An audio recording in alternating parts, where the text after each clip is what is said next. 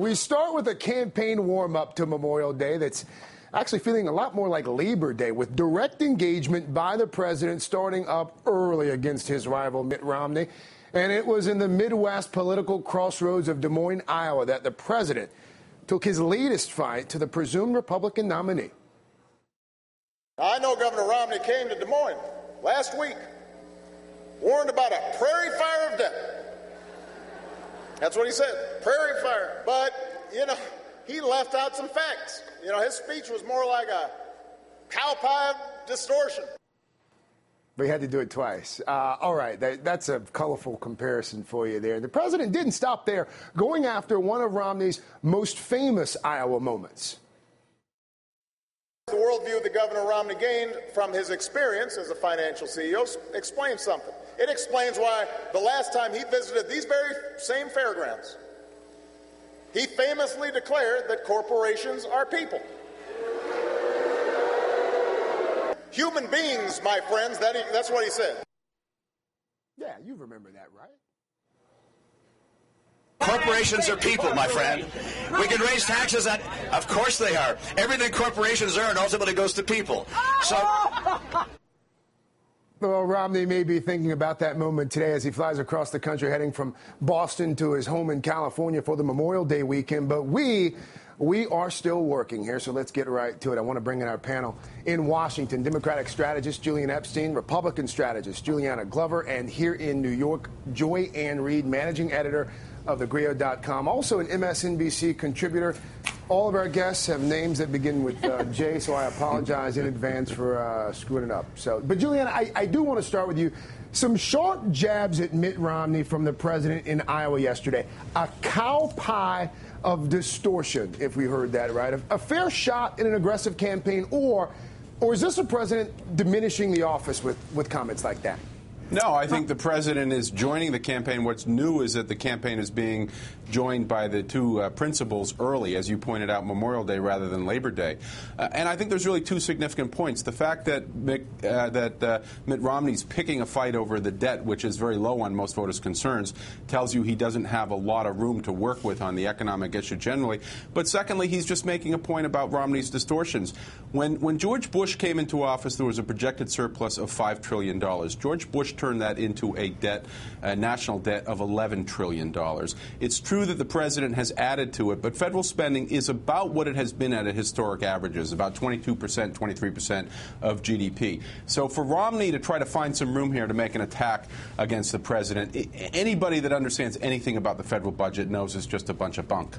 Juliana, anybody who understands anything about the federal budget knows it's a bunch of bunk.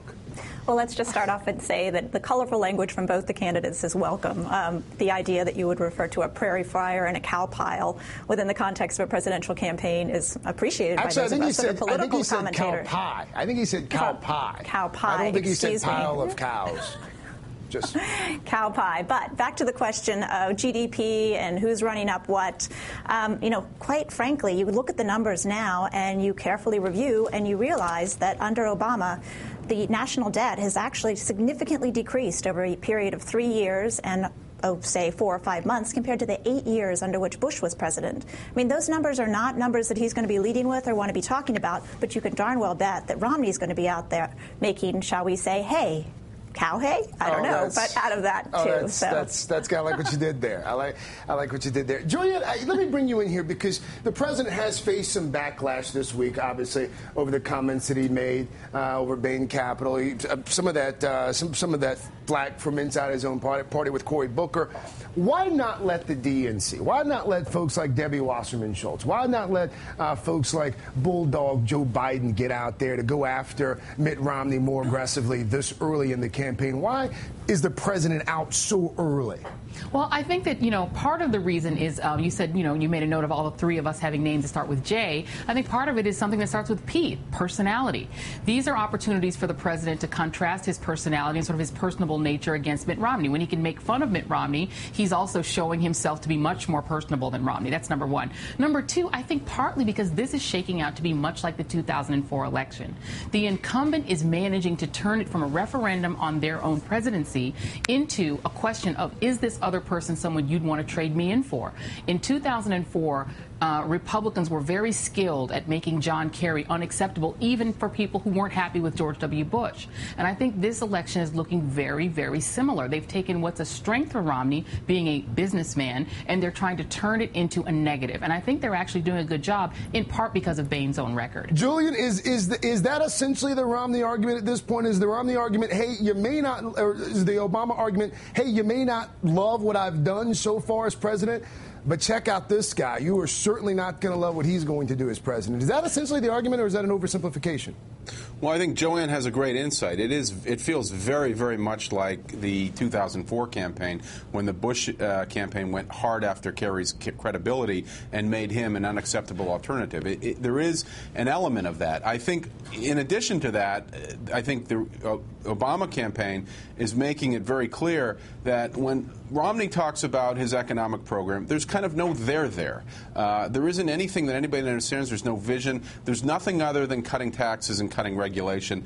Taxes are at about 15% of the GNP. Sorry to give you all this Washington talk, but taxes are as low on the American people as they ever have been. Regulation is as low as it's ever have been. So there's really no there in the economic agenda. There's no there on the energy agenda.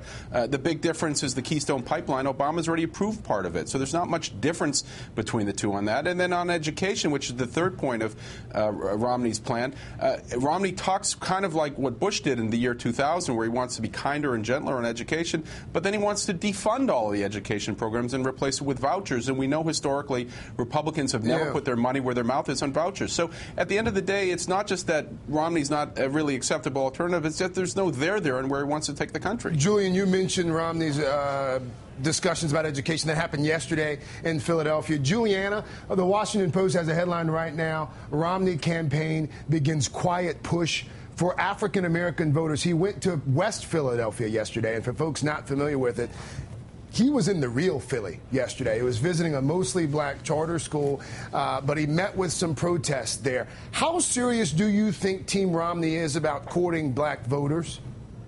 I think they're very serious, and I think it's a very smart strategy. Really? Really? Absolutely. Very serious?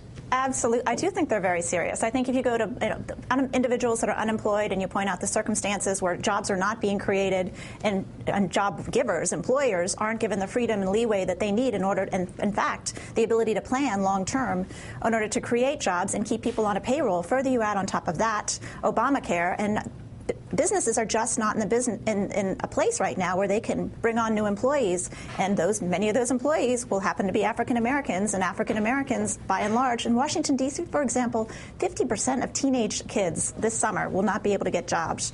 I mean, leading with those types of numbers in a minority community into an election must be terrifying. And I lived in Washington D.C. for a number of years, and first of all, I'm not even sure that statistic's accurate. Secondly, that's generally the case in Washington D.C., regardless of who's in the White House in terms of teenage unemployment.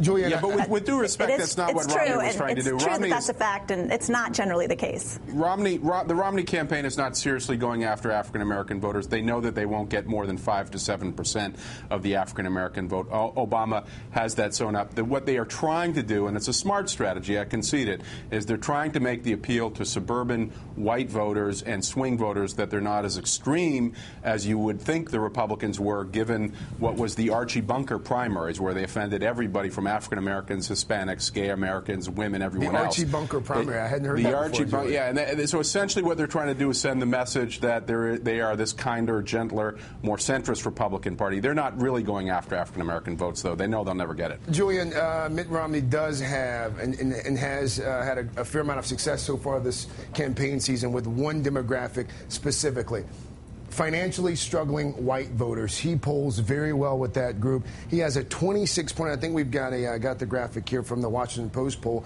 a 26-point lead, according to this new poll, in that group. To what do you think we can attribute that? Is it his message, or is it the man himself that appeals, that seems to appeal so well to that particular constituency? I don't think it has anything to do with Mitt Romney. I think that one of the things that Republicans over the last 30 to 40 years have been able to do is to shift working class white voters out of the Democratic Party camp. Because remember, the Democrats are the party of labor, the Republicans are the party of management. And it used to be that lower middle class white voters were solidly Democrats. Since really the 80s, they've been drifting toward the Republican Party really for cultural reasons. They feel like the Republican Party culturally gets supports them. And that also is a group that has been very pro-Tea Party. There is an antipathy to Barack Obama. At this point, I don't think it matters who the Republican nominee is. They are all just cleaving to whatever it is the base of the party wants. And the base of the party at this point is older white voters and white working class voters, particularly men. That is the base of the Republican Party, and they just don't like Barack Obama. I don't think it has anything to do with Mitt Romney. Those numbers are inaccurate. Sorry to keep jumping in. Those numbers give an inaccurate inference because those are exactly the numbers that Obama had in the 2008 election with respect to working class white voters.